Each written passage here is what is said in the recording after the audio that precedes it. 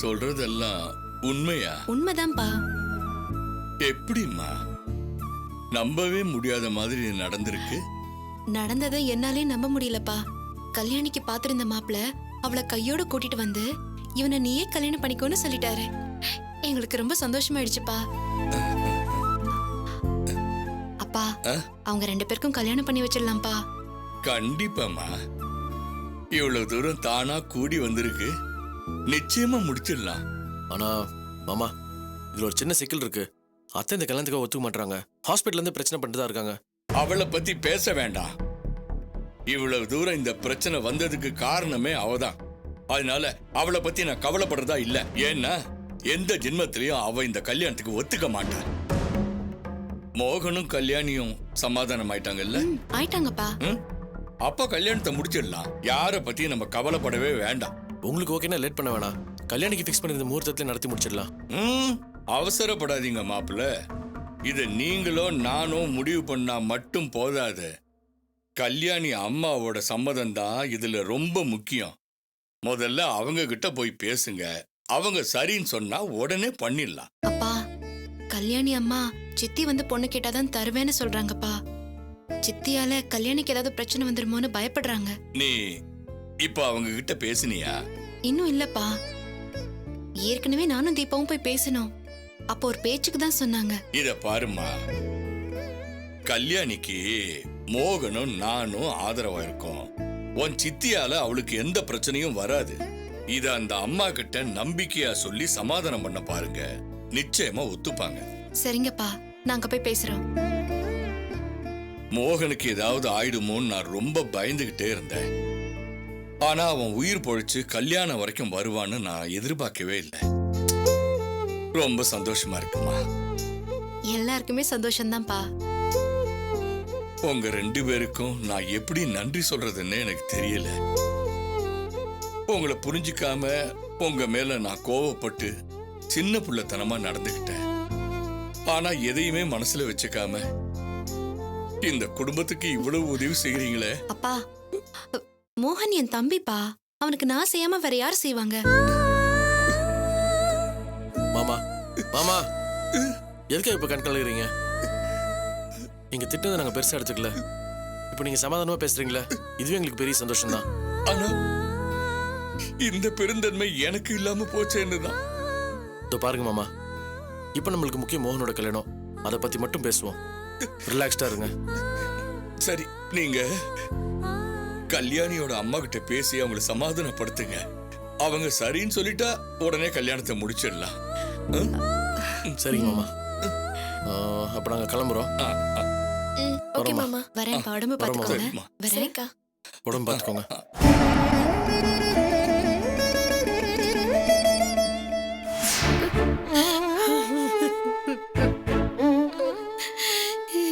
எங்க நிலைமை எப்படி ஆயிடுச்சு பாத்தீங்களா? பாவி மக அவசரப்பட்டு எல்லாத்தையும் சொல்லி கெடுத்து வச்சுட்டால. இனிமே மாப்பிள்ள முகத்துல நான் எப்படி முழிப்பேன்? அண்ணி, இப்ப என்ன ஆயிடுச்சுன்னு இப்படி அழுவுறீங்க? மாப்பிள்ள வீட்டுக்காரங்க ஏதாவது பிரச்சனை பண்ணி திட்டினாங்களா? இல்ல ஏன் இப்படி பண்ணீங்கன்னு கேட்டாங்களா? அப்படியெல்லாம் ஒண்ணும் நடக்கலையே. கல்யாணி இஷ்டப்பட்டவனையே கட்டிக்கட்டோன்னு மாப்பிள்ள பெருந்தன்மையா சொல்லிட்டாரு. அப்புறம் என்ன? அவர் கோவமா 2 வார்த்தை திட்டி இருந்தா கூட சமாதானமா இருந்திருக்கும். இருந்தாலும் இது அவங்களுக்கு தானே அவமானம். வேதனைய மறைச்சுக்கிட்டு பெருந்தன்மையா பேசிட்டு போனாரு. நீ ஏன் சொல்லு, இவ்வளவு நல்ல மனுஷனை தேடினாலும் கிடைக்குமா? வசதி ஒரு பக்கம், நல்ல மனசு ஒரு பக்கம். இது எல்லாத்தையும் உதறி தள்ளின மாதிரி ஆயிடுச்சு. விடுங்க அண்ணி. வசதியை விட மனசுக்கு பிடிச்சவனை கல்யாணம் பண்ணிக்கிறதுலதான் பொண்ணுங்களுக்கு சந்தோஷம். நடக்கிறதெல்லாம் நன்மைக்கேன்னு மனசை தேத்திக்கிட்டு மேல ஆக வேண்டியதை பாருங்க.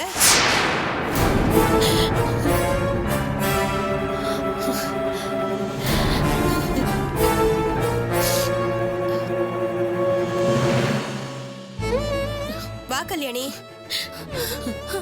அம்மா, என்ன மன்னிச்சிருமா.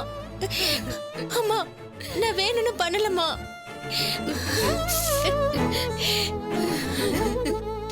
நான் ஒரு மாதிரி இருக்கிறத பார்த்துட்டு அவரை தாமா விசாரிச்சாரு. அவர் வற்புறுத்தி கேட்டதும் என்னால சொல்லாம இருக்க முடியலம்மா. பின்னால தெரிஞ்சு பிரச்சனை ஆகிறத விட இப்பவே சொல்லிடலாம் தாம்மா நான் சொன்னேன். ஆனா மோகனை பார்க்க அவர் என்ன ஹாஸ்பிட்டல் கூட்டிட்டு போவாருன்னு எதிர்பார்க்கலாமா. உன் தலையெழுத்து இதுதான், அதை யாராலையும் மாத்த முடியாது. எல்லாம் உன் விதிப்படி நடக்கட்டும். ஏமா இப்படி எல்லாம் பேசுற? என் மேல எந்த தப்பும் இல்லம்மா. தப்பு ஏன் மேல தாண்டி. உன்னை நம்பி கல்யாணத்துக்கு ஏற்பாடு பண்ண பாரு. என்ன சொல்லணும் ஐயோ மாமா, ஏமா என்ன புரிஞ்சுக்க மாட்டேங்கிற? கல்யாணி அழாதம்மா. அண்ணி, முடிஞ்சு போன விஷயத்தை எதுக்கு பெருசுப்படுத்துறீங்க? இவளை அழ வைக்காதீங்க. அவ அழண்டு விடு. காலம்புற இனிமே அழுதுகிட்டு தானே இருக்க போறா. அண்ணி, பேசாம இருக்கீங்களா? பொண்ணை சமாதானப்படுத்துறத விட்டுட்டு என்ன பேசிட்டு இருக்கீங்க? கல்யாணி, நீ அழாதம்மா. பாபு அங்க நடந்த விஷயத்தெல்லாம் வந்து சொல்லிட்டு தான் போனா. உனக்கு அந்த பையன் தான் இஷ்டம்னா நீ அவனையே கட்டிக்க. மாப்பிள்ளை வீட்டுக்காரங்க சைடுல உனக்கு எந்த பிரச்சனையும் வராது.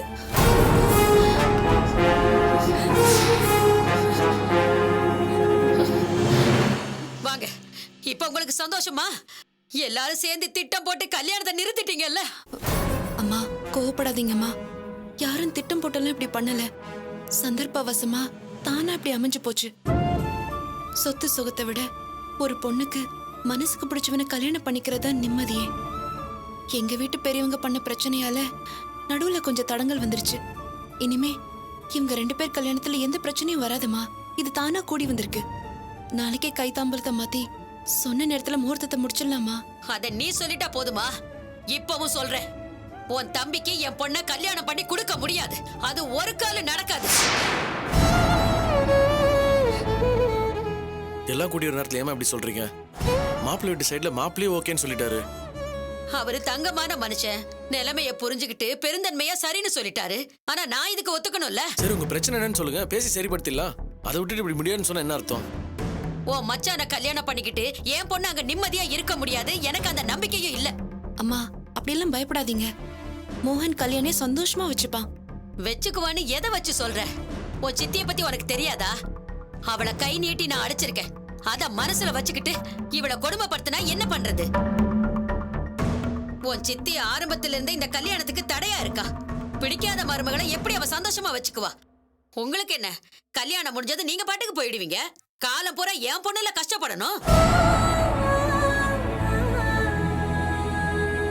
ஒரு பொண்ணு வசதி இல்லாத இடத்துல கூட குடும்பம் நடத்திடலாம். கொடுமை பண்ற இடத்துல எப்படி காலம் தள்ளுவா? அம்மா கல்யாணிக்கு ஆதரவா எங்க அப்பா இருக்காரு, மோகன் இருக்கான். சித்தியை நினைச்சு ஏன் பயப்படுறீங்க? உன் சித்திய நினைச்சு நான் மட்டுமா பயப்படுறேன்? நீயும் தான் பயப்படுற. அவளை என் வீட்டுக்கு வந்து பொண்ணு கேட்க சொன்னனே, சொன்னியா? அவ அதுக்கு ஒத்துக்கிட்டாளா? அவகிட்ட பேச உனக்கே பயமா இருக்குல்ல? அப்புறம் எந்த தைரியத்துல நான் ஒத்துக்கிறது? அப்பா இதுக்கு சம்மதம் சொல்லிட்டாருமா. மத்தவங்க சம்மதம்லாம் எனக்கு முக்கியம் இல்ல. உன் சித்தி என் வீட்டு படியேறி வந்து என்கிட்ட பொண்ணு கேட்கணும்.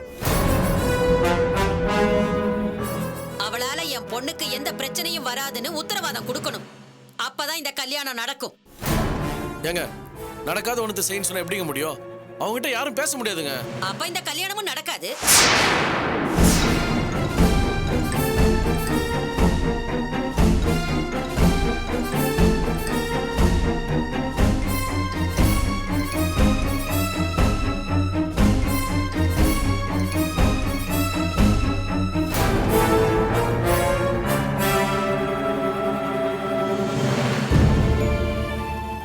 அவசரப்பட்டு கல்யாணம் பண்ணி வச்சுட்டு காலம் பூரா இவ சித்திரவதை அனுபவிக்கிறத என்னால பார்க்க முடியாது. கொடுமை தாங்காம நாளைக்கு இவ ஏதாவது பண்ணிக்கிட்டான்னா அப்புறம் யாரு அனுபவிக்கிறது? இன்னைக்கு இவ்வளவு பேசுறீங்கல்ல, நாளைக்கு இவளுக்கு ஏதாவது ஒண்ணுன்னா உங்களால பதில் பேச முடியுமா? நீங்க சொல்றதெல்லாம் புரியுதுமா. எல்லாரோட சம்மதத்தோட தான் இந்த கல்யாணம் நடக்கணும். ஆனா இவங்க சித்திக்கிட்ட யார் பேசுறது? நீங்க தானே முன்னாடி நிக்கிறீங்க, நீங்க தான் பேசணும். இவங்க சித்திக்கிட்ட யார் பேசுறது? நீங்க தானே முன்னாடி நிக்கிறீங்க, நீங்க தான் பேசணும். சரிம்மா, நானே பேசுறேன். என் சித்தியை நானே சமாதானப்படுத்துறேன். உன்னால அது முடியாது. உன் சித்தி என் வீட்டுக்கு வர்றதே அசிங்கமா நினைக்கிறா. அவ எப்படி வந்து பொண்ணு கேப்பா? அவங்க வந்து பொண்ணு கேட்டா உங்களுக்கு சம்மதம் தானே? அவ வரட்டும். கண்டிப்பா வருவாங்க. நானு, இவரே, எங்க அப்பா எல்லாரும் பேசி அவங்கள சமாதானப்படுத்துறோம்.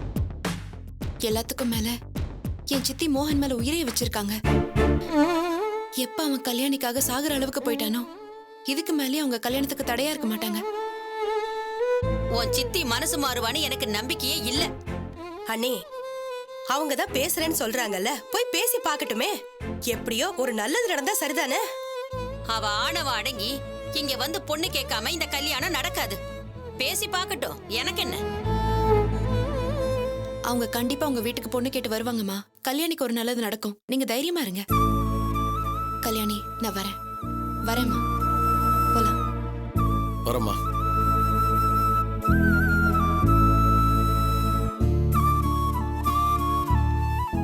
நீ பாட்டு வீரப்பா உன் சித்தி கிட்ட பேசி சம்மதிக்க வைக்கிறேன்னு சொல்லிட்ட. உன் சித்தி இதெல்லாம் ஒத்துப்பாங்களா? வேற வழி இல்லைங்க. பேசி ஒத்துக்க வச்சுதான் ஆகணும். இப்பவே அவங்கள பார்த்து என்ன பேசிடலாம். விளையாடுறியா? மணி நான் தெரியுமா? லாவண்யா வீட்டுல தனியா இருப்பா, அண்ணி வேற கிளம்பிட்டு இருப்பாங்க. இப்ப போனாலும் அம்மா தாம் தூம்னு குதிப்பாங்க. காலையில இருந்து ஹாஸ்பிட்டல் ஃபங்க்ஷன் போயிட்டு வந்து எனக்கு ரொம்ப டயர்டா இருக்கு குட்டிமா. நாளைக்கு காலையில நேரத்தோட போய் பேசுவோமே. சரிங்க. உட்காரு.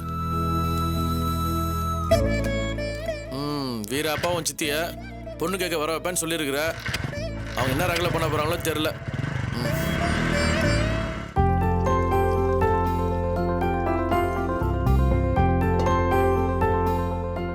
ஆனாலும் இந்த வீட்டுல நடக்கிற அநியாயத்தை நான் வேற எங்கேயுமே பார்க்கலடியம்மா. என்னடா வளகாப்பு முடிஞ்சு நாத்தனார வீட்டுக்கு கூட்டிட்டு வந்திருக்குமே, அவளை கூட இருந்து கவனிச்சுக்கணும்னு எவளுக்காவது அக்கறை இருக்குதா? எனக்கு என்ன போச்சுன்னு திசைக்கு ஒருத்தையால போயிட்டாளுங்க. இவளுங்களுக்கு தான் புத்தி இல்ல. உன் அண்ணனுங்களாவது கூட இருக்கலாம்ல. எவனோ புத்தி கெட்டு போய் விஷம் குடிச்சிட்டானா, அவனுக்கு சேவகம் பண்றதுக்கு இவனுக்கு போயிட்டானுங்க. ஏமா, நீ பேசுறது உனக்கே அநியாயமா படல? ஒருத்தர் உயிருக்காக போராடும் போது யாரா இருந்தாலும் முதல்ல அவரை தான் பாப்பாங்க. ஆமா, அவன் நோக்காடு வந்து துடிக்கிறான் பாரு. அவன் கொழுப்பெடுத்து போய் ஒரு பொட்டச்சிக்காக விஷத்தை குடிச்சிருக்கான். அவனை ஆஸ்பத்திரியில கொண்டு போய் போட்டுட்டு வரதை விட்டுட்டு அங்கேயே தவங்க கிடக்குறானுங்க பாரு. நான் தெரியாம தான் கேக்குறேன். சுதாவும் துளசியும் இந்த வீட்டு மருமகளுங்க தானே. உன்னை அவளுங்க தானே பாத்துக்கணும். எனக்கு என்ன போச்சுன்னு உன்னை அம்போன்னு விட்டுட்டு ஒருத்தி தம்பியை பார்க்க போயிட்டா, ஒருத்தி கடையை பார்க்க போயிட்டா. ஏமா, உன் மேல உனக்கு நம்பிக்கை இல்லையா? உன் பொண்ணை நீ தானே பாத்துக்கணும். பின்ன அவளுங்கள மாதிரி எனக்கு என்ன போச்சு நானே இருந்துருவேன்னு பாக்குறியா? உன்னை நான் தாண்டி பாத்துக்கணும். அப்புறம் ஏன் புலம்பிட்டு இருக்க? என்னை யாரும் அம்போன்னு விட்டுட்டு போகல. நீ பாத்துப்பேங்கிற தைரியத்துல தான் விட்டுட்டு போயிருக்காங்க. நல்லா இருக்கடி நீ பேசுற நியாயம். வீட்டுக்கு பிரசவத்துக்குன்னு வந்திருக்கிற நாத்தனாரு அவளுங்களுக்கு முக்கியமா படல. அவளுங்களுக்கு சுயநலம் தான் முக்கியமா போச்சுல்ல. ஐயோ அம்மா, போதும்மா, காது வலிக்குது. இப்ப என்ன உன் பிரச்சனை? நான் பாட்டுக்கு சாப்பிட்டுட்டு தூங்க போறேன். என்ன மத்தவங்க பாத்துக்கலன்னு நீ எதுக்கு கவலைப்படுற? உன் அன்னிக்காரிங்க பண்ற ஓரவஞ்சனை பார்க்கும்போது எனக்கு கவலையா தாண்டி இருக்கு. சுதா விடு, அவ வேற வீட்டுல இருக்கா. துளசி இந்த வீட்டுல தானே இருக்கா. அவ தானே கூட இருந்து உன்னை பாத்துக்கணும். நீ காலத்துக்கும் திருந்துறதே இல்லைன்னு முடிவு பண்ணிட்டியா? எதுக்கு எப்ப பார்த்தாலும் துளசி துளசின்னு அவங்களையே குறை சொல்லிட்டு இருக்க? தம்பிக்கு ஒரு பிரச்சனைனா அவங்க ஹாஸ்பிட்டல் கூட போக மாட்டாங்களா? ஆமா, பெரிய தம்பி. அவன் என்ன கூட பிறந்த தம்பியா? சித்தியோட மகன் தானே. அப்படி ஒண்ணும் அவங்களுக்குள்ள பாசம் ஒண்ணும் கிடையாது. அவனும் ஆரம்பத்துல இவளை அடிச்சு வீட்டை விட்டு துரத்துன்னு வந்தானே. உன்ன அவ கூட இருந்து பாத்துக்க கூடாது. அதான் எங்கடா சாக்கு கிடைக்குன்னு தம்பியை தூக்கிட்டு ஆஸ்பத்திரிக்கு போயிட்டா. பொண்ணெல்லாம் பேசி திருத்த முடியாதுமா. நீ திட்டம் போட்டு தப்பு கண்டுபிடிச்சு குத்த சொல்லிட்டு இருக்க. என்னால அதுக்கெல்லாம் பதில் சொல்லிட்டு இருக்க முடியாது. என்னடியாச்சு? விட்டமின் டேப்லெட்ஸை வீட்லயே மறந்து வச்சுட்டு வந்துட்டேன். வரும்போது அதெல்லாம் சரியா பார்த்து எடுத்துட்டு வரக்கூடாதா? ஏன் அப்படி பொறுப்பு இல்லாம இருக்கியோ? இப்ப என்கிட்ட ஆரம்பிச்சிட்டியா? மாத்திரை தானே, நாளைக்கு உன் மாப்பிள்ள வருவாரு, அவர் எடுத்துட்டு வர சொல்றேன். இப்போ உனக்கு போட்டுக்க வேணுமே. இப்ப தமிழ் இருந்தானா அவனை போய் எடுத்துட்டு வர சொல்லிருக்கலாம்ல. அவன் தான் எவனோட போறாட ஹாஸ்பிட்டல் போயிருக்கானே. நீ கொஞ்சம் பேசாம இருக்கியா? நோய் நோயின்னு பேசுனதே பேசிக்கிட்டு. ஆமாண்டி, உன்னை தெருவில் நிறுத்திட்டு போனாங்கல்ல, அவங்கள விட்டுரு. ஏன் மேல எரிஞ்சு விழு.